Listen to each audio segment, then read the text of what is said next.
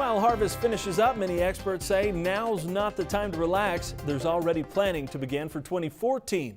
Farm Director Al Pell takes on next year in our morning's analysis.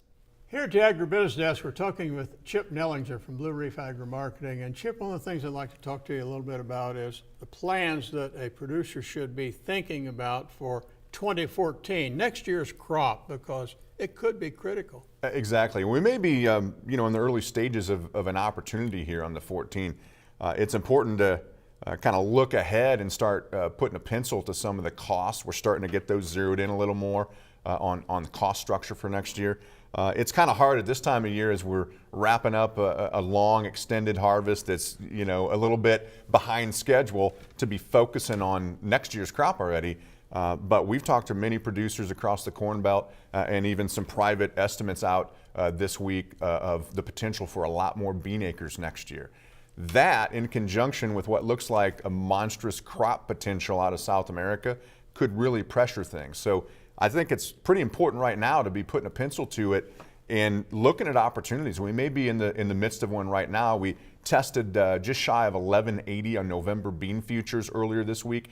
To us, that looks like a really good area to at least think about doing something as far as mitigating some of the risk, whether that's some forward sales, some short futures, if that fits your risk tolerance, or some put strategies to start trying to lock a floor in for these beans for next year. Well, if the crop could be such that could be $8 rather than $11.80. Well, and that's the thing. We still don't know the final size of this year's bean crop.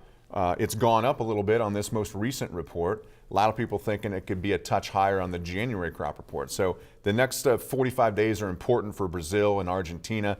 They look like they planted about 10% more acreage, and a big crop there is just going to hang over this world market. Now, the potential bright spot is that with a 2.5 to 1 corn to bean ratio right now, we may have some opportunities later in the winter, the market fearing a big drop, 6-7 million acre drop in corn. It doesn't mean it's got to happen. The market just has to kind of get that fear to have some opportunities for corn to gain on beans and maybe give us some chances up near $5 versus the December 2014 corn futures. Okay, thank you very much. Chip Nellinger has been our guest here on Ag Day. We'll be back tomorrow in a moment.